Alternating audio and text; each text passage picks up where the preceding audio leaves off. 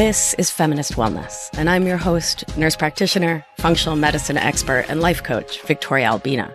I'll show you how to get unstuck, drop the anxiety, perfectionism, and codependency so you can live from your beautiful heart. Welcome, my love. Let's get started. Hello, my love. I hope this finds you doing so well. The leaves started changing colors this week. Just a few. I'm mostly looking out of my windows at a beautiful countryside tableau of vibrant green that I gotta tell you my nervous system just loves. The air is getting crisp. I went out the other night to meet some friends and wore a leather jacket, which was really nice. I mean, I love leather weather. Let's be real. Sweater weather is great, but leather weather, that's definitely my preferred weather. Yeah, there's this little sadness because I'm a summer baby. I love the sunshine. I love getting a tan. I love being on the beach. And I do love fall. And I love the calming, the quiet, the inwardness that so often comes for me in the fall and winter. You may have noticed that I've taken a break from offering the Somatic studio, from offering workshops and webinars, and I've been in an introspective period. I've also been working on a big project, which is that I have a book coming out. It's going to be a hot minute till it hits the shelves, but I will let you know where to pre-order it. I'm so excited about it. It's all about emotional outsourcing, obvi. And I've just, in the last several weeks, have been really tuning in to my own body in profound new ways, really looking inward and feeling a new depth of feeling in my body, a new presence of my emotions. And I think part of that is just where I am in life, what's happening in my beautiful relationship, how loving and caring and amazing my partner Billy is, my somatic experiencing training and working with a fellow somatic experiencing person to really deepen that work. And it's been so many things that have led me to really being more present in my body and my life than I really ever have been. My goodness, it just feels amazing. So this week, I wanted to talk all about feeling our feelings in our bodies. It's all over the interwebs. I feel like everyone on the gram is feel your feelings, feel them in your body. And as I said, I'm both definitely one of those people because that's a thing we need to do or need to. It is a thing that can be supportive and loving to do. Yeah, I like that way, way better. And I also want to, before we dive in, say out loud that I am a big, loud voice saying that we need to proceed with caution and care when it comes to our bodies and the emotions that live within us. So this week, we're going to talk about feeling our feelings in our bodies, talking about why we don't feel our feels, some common fears that may arise, why we want to feel our feels, and how it can be helpful to feel our feelings, what can improve in our lives when we do.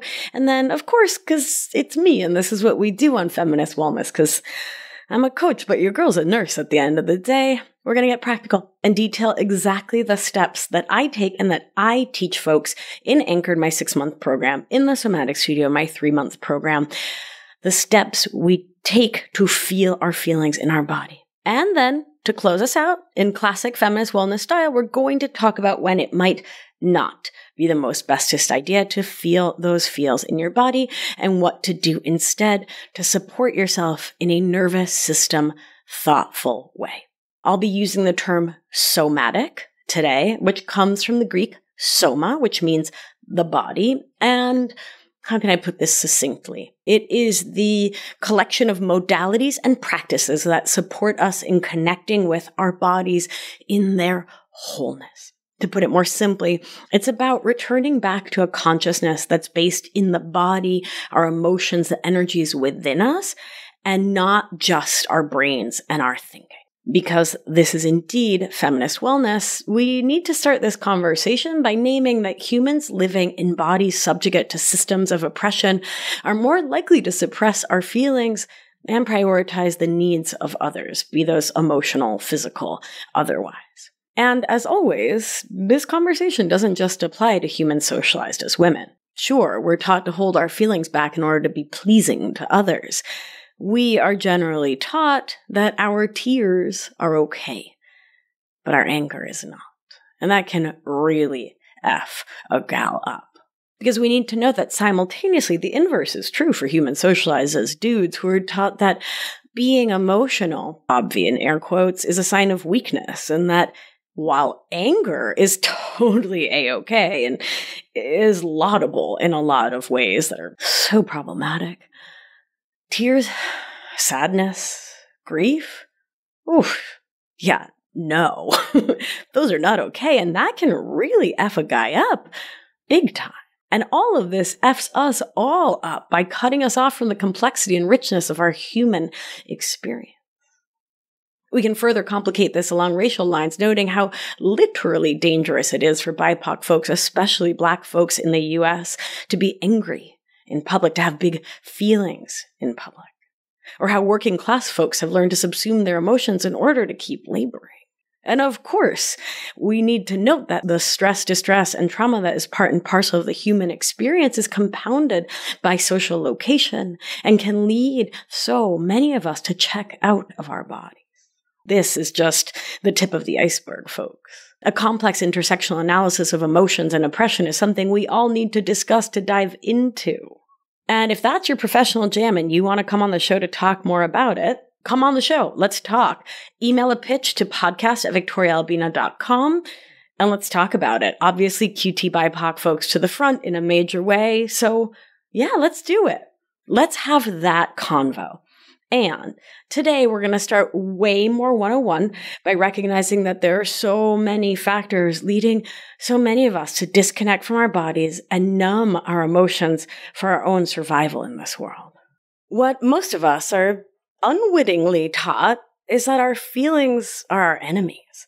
Something to apologize for, to squash down, push away, negate, apologize for some more, especially if you were socialized a woman or a Canadian. Sorry. And mostly a problem to be managed, and not the source of wisdom, guidance, and authentic self-connection, self-love. Which is confusing, because that's what emotions truly are, you know?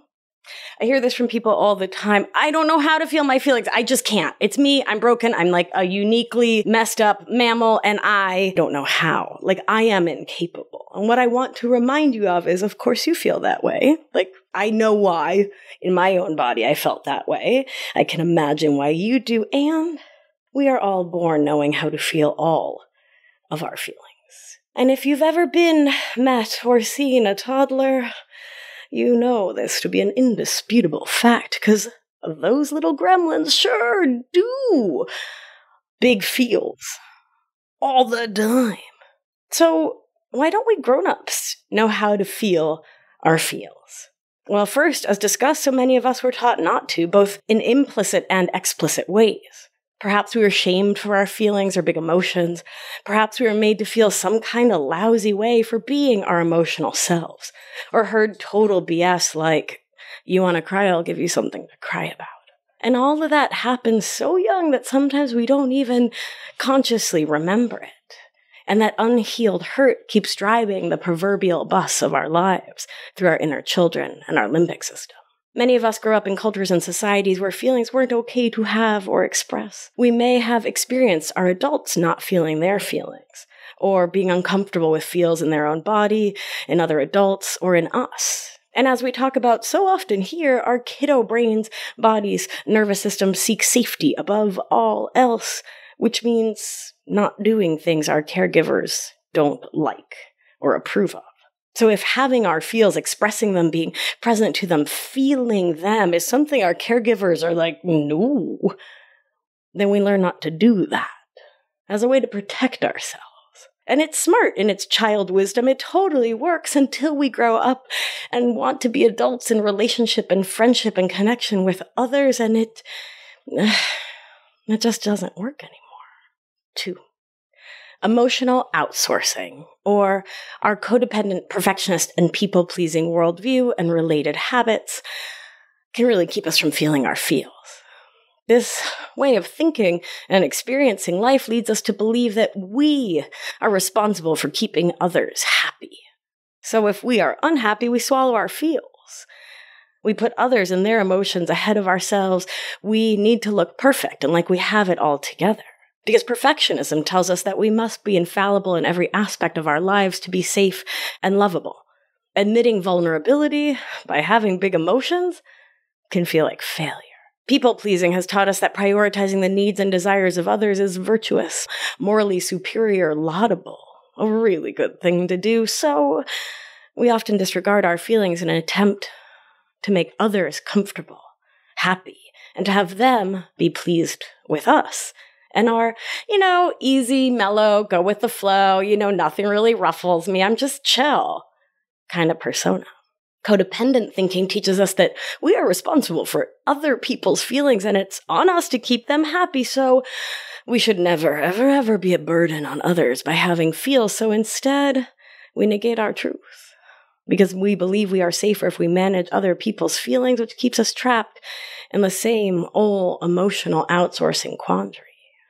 3. Through so many years of cultural conditioning, Western society has expected and demanded that women be caregivers, nurturers, peacekeepers.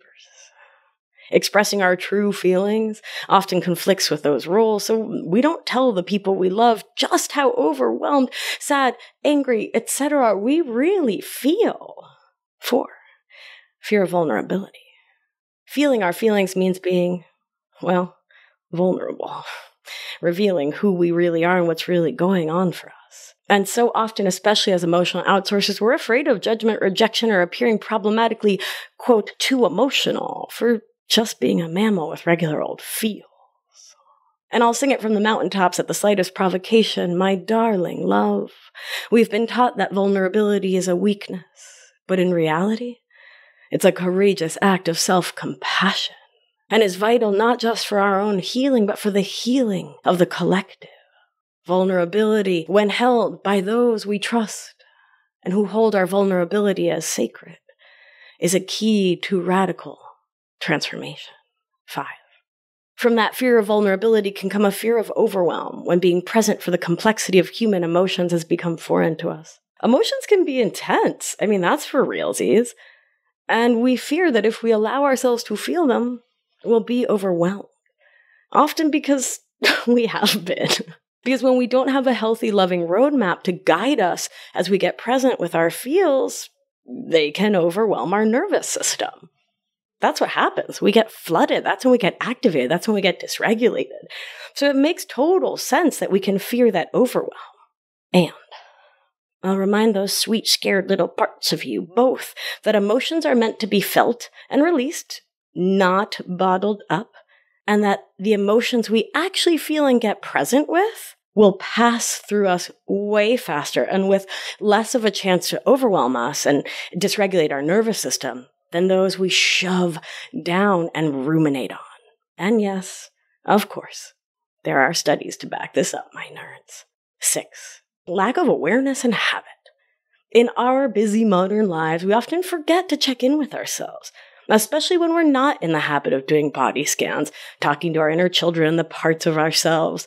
When being somatically present isn't the thing we grew up doing, was never modeled for us, it isn't what we're habituated to, it's just, I just don't think to do it. Especially if you're working full-time, maybe going to school, maybe raising kids, taking care of elders, trying to go to the gym, trying to eat healthy, doing all of the majillion things. Thanks to late-stage capitalism and white settler colonialism, most of us are so focused on doing that it legit slips our mind to hold space for our bodies. We forget about being. And we talked about this way back in the day in episode 21. You're a human being, not a human doing. This understandable and changeable lack in awareness keeps us disconnected from our bodies and emotions. So those are some reasons why we may not habitually and regularly feel our feels in our bodies. So why might we want to remember how to feel our feels in our bodies? And by the way, listen to Mama's languaging really carefully. Remember how. You don't need to learn how. You don't need to be taught. You were born knowing how to feel your feels. You forgot because of all the reasons we've been talking about, and we're here to remember. My nerds, numerous studies have shown that somatic awareness, or feeling emotions in the body, can have profound and positive effects on our mental and physical health. And yes, as previously mentioned, there is a caveat we shall return to in just a hot little moment. A study published in the journal Psychological Science found that labeling emotions reduces their intensity. And this is a practice called affect labeling. When you feel and name your feelings, they become more manageable. Your brain chemistry changes. The nerds that evidence this used functional MRI, magnetic resonance imaging. Maybe I'll do a whole show about this because it's so friggin' cool. But parts of our brain that were feeling like fear and upset and stress were lighting up, right? Because in functional MRI, you actually look at the brain light up in response to different stimuli. And these researchers, so they were looking at photos. I'm ruining the whole follow-up podcast, aren't I? But fine. They in a way, sort of induced an emotion, like showing them a picture of a train wreck or whatever, and then had them label the feeling, the affect, and it reduced the stress in the brain. Gah, so cool. Research from Harvard Medical School suggests that emotional suppression can lead to increased stress and the knock-on effects of dysregulation in the nervous system, like cardiovascular issues, metabolic issues like diabetes, digestive issues, especially the podcast favorite, irritable bowel syndrome, and so much more. And I say the podcast favorite if you're new to the show. We don't actually love IBS, just I had wicked IBS. So many of the people I work with have IBS because it's often a manifestation of dysregulation in the nervous system. Feeling our feelings can have positive impact on our well-being. And again, there's a wicked lot of science to back that up. Studies in the field of somatic therapy, so Kathy Kane, Peter Levine, Pat Ogden, Minton, so many of my favesies who I've been so honored to study from and with, show that connecting with your body and emotions can lead to improved trauma healing, self-esteem, greater emotional resilience, day-to-day and moment-to-moment nervous system regulation skills, and an overall deeper sense of well-being. My beauty, I talk often about emotional outsourcing as a relationship issue. It's all about how we relate to ourselves and the people in our lives. And being somatically present and feeling our feels in our bodies is a vital part of healthy, loving, relating, communicating, and supports us to, 1, have enhanced emotional regulation. Somatic awareness helps us recognize and acknowledge our emotions as they manifest physically in our bodies. This can, as we've been talking about, prevent emotional suppression or denial, which can lead to unresolved conflicts and emotional baggage, aka coming in hot to fight with your partner or yell at your kid or your dog, when the real issue at hand is that you're pissed at your boss and couldn't feel it or be present with it. By identifying physical sensations associated with different emotions, for example, tension in the chest for anxiety, a sinking feeling in the stomach for sadness, we can gain a different way of relating to our emotions, less as something that's happening to us and more as a guide to what we actually need. 2, feeling our feels can lead to improved communication. Because when we're in touch with our bodily sensations, we can communicate our feelings more effectively. We can use specific and accurate language to express ourselves, which reduces the likelihood of misunderstandings. And I know this definitely has been a huge thing in my life, where I can really pinpoint the feeling I'm having and the sensation of it instead of just being like, oh, I'm annoyed. Right? I had my go-to feels, mad, sad, glad, and a couple of derivations thereof. But now I can get super specific. I was disappointed and it felt like, let's see, I'm making this up on the spot. It was evocative of when I was a girl and, right? I can really get in there and help the person with whom I'm talking to really see what's up in a powerful way. And really feeling my feels really has enabled me to convey my emotions with greater authenticity and vulnerability. And that leads to such deeper connection with self and others.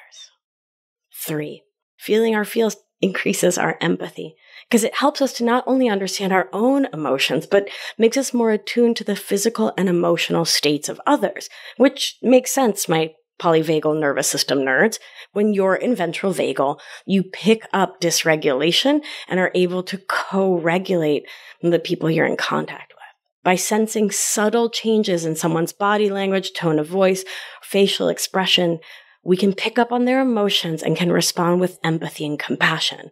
And the more often we're in ventral vagal and the sort of more grounded in ventral vagal we are, the easier that is. And this is so important, the less we are projecting our BS onto them, right? So if my partner looks to the side and sighs, right? If I am grounded in my nervous system, if I am feeling my feelings, if I am present in ventral vagal, for me, I could get curious and I could be like, babe, what just happened there? Whereas 5 and 10 years ago, I would have applied meaning to that, right? The meaning maker in my brain would have turned on and I would have been like, there you go, disrespecting, right? Are you even listening? Like, what is that sigh, right? I would have been way more likely to go defensive, whereas feeling my feels helps me step into more compassion. And so that leads us to number 4, feeling our feels supports a healthy, balanced conflict resolution because it can help us to stay grounded, to manage our emotional reactions, and to be more constructive and less reactive. And instead, we can pause, reflect, and choose more thoughtful responses instead of reacting impulsively in the heat of the moment. Because in a way, we're not letting ourselves be sort of pulled off our mooring by the heat of the moment. We're anchored in ourselves and ventral vagal. We're showing up to feel our feelings without over-identifying with them. And so feeling our feelings, number 5, builds trust. Trust is a fundamental aspect of healthy, loving relationships. When we are in tune with our bodies and emotions, we present to the world as more authentic and trustworthy to others because we are being our more authentic self and are showing ourselves that we are trustworthy. Thereby, others are more likely to trust someone who's self-aware, emotionally open, and capable of managing their own feelings effectively, and who shows up with love and kindness. And that brings us to number 6. Feeling our feelings promotes sustainable and regular self-care. When we are in touch with the feelings in our body, with this felt sensation, I guess I'll just speak to my own experience. Well, yeah, I'll speak to my experience, but also I've had hundreds of clients in Anchored and the Somatic Sphere reflect this back to me. The more we show up for ourselves, the more we want to show up for ourselves. Deep breathing, meditation, mindfulness, movement, relaxation techniques, the things that reduce stress and increase emotional resilience and equip us to handle relationship challenges better are things we want to do more when we're more aligned with ourselves, when we're actually feeling our feelings in our body. 7, feeling our feels supports healthy boundaries and self-respect, which are 2 really vital parts of overcoming emotional outsourcing. When we're attuned to our bodily sensations, that can help us to recognize when our boundaries are being crossed or when we need to assert ourselves in a relationship. And I know when I wasn't tuned into my body, I had just generally had no idea what boundaries were, but I didn't. I can't even find the words. Someone crossing my boundaries, it felt terrible, but that's all I had access to. That feels bad. But I didn't have the language. I didn't have the nuance. I didn't have the complexity. And I definitely, because I wasn't present in my body somatically and really feeling my feels in my body, there's a complexity here, of course, but I was living outside of self-respect and self-worth, right? Which is part and parcel of the definition of emotional outsourcing. And so I was tolerating all sorts of mistreatment and disrespect from others that now that I am present to my feelings, I feel a really deepened sense of self-worth. And I just don't put up with stuff the way I used to. That's really amazing. I just got to say, it's amazing. Feeling our feelings in our body enhances our emotional intelligence, which is essential for building and maintaining healthy relationships. It allows us to better understand ourselves and others, regulate our emotions, create more fulfilling and harmonious connections with others. It leads to a richer experience of our authenticity instead of just doing the same old, wearing masks to please others, which, by the way, always backfires, right? It leads to shallow relating, which stinks.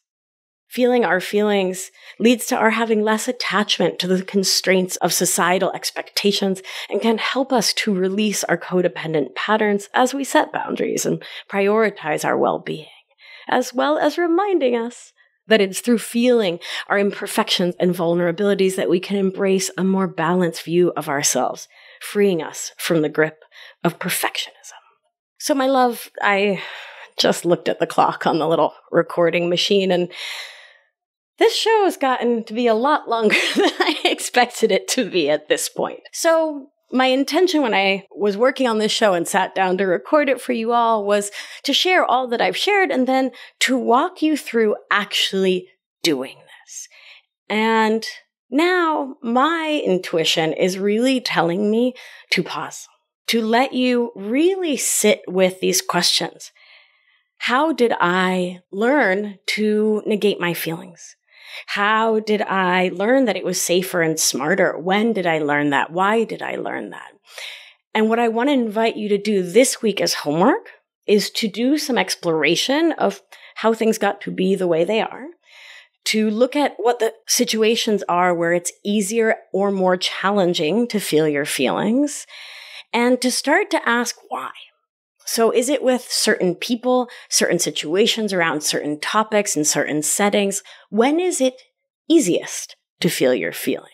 When is it most challenging? And if you're like, oh my gosh, I don't ever really feel my feelings, I want to invite you to pause because it's probably not true. Like when you sit down in front of steak or cake, like whatever your favorite food is, I bet you feel a little glee, a little joy. And if you're like, I don't like eating, I'll hold space for that. Maybe when you see your favorite kind of dog or cat or ferret, or you know what I'm saying? Try to find the things in life that make you have a feeling without a lot of work, right? The thing that's easiest to feel. If that is like intense sorrow and despair, please maybe steer away from that, right? Like, don't go down that dark alley alone. Hold a grown-up's hand, right? Take this to therapy or coaching or whatever work you're doing. But the work is this, is to start raising your own awareness of when there is facility in feeling feels and when there is challenge, so you can start to see your own patterns. And if you're like, no, girl, I'm a champion in feeling my feels, I'm here to support the people I love, I want to invite you to start some conversations with your kid, your partner, whomever it is you see struggling with their feels, and get some consent, right? Have a loving conversation around what you're seeing for them in their life, their experience, why you might think it could be supportive to feel their feels, but most importantly, before diving into telling them what they should do, get some consent. Ask them if this is something they're interested in and if they'd like your support around this. And if they say no, then you get to put it down and walk away. Come listen to part 2 because it's going to be interesting anyway, but let them live their life, right? That's that, right? We honor consent around here. But if they're like, yeah, I really would love your support, then extra come on back for part 2. Give it a listen for yourself and the people you love. Okay? So thank you for tuning in. Next week, we're going to step into a practice where we really feel into what it's like to feel a feeling in our bodies. It's going to be a shorter show. It's going to be really experiential. I'm pretty stoked to record it. All right, my love, thank you for listening. If you're enjoying the show, please share it with your friends. Subscribe or follow wherever you get your podcast. Leave a 5-star and a written review. It really, really helps me out to spread the show all over the globe. And I appreciate your support. All right, my love, let's do what we do. Gentle hand on your heart should you feel so moved. And remember, you are safe. You are held. You are loved. And when one of us heals, we help heal the world. Be well, my beauty. I'll talk to you soon. Thank you for listening to this episode of Feminist Wellness. If you want to learn more all about somatics, what the heck that word means and why it matters for your life, head on over to victoriaalbina.com/somatics webinar for a free webinar all about it. Have a beautiful day, my darling, and I'll see you next week. Ciao!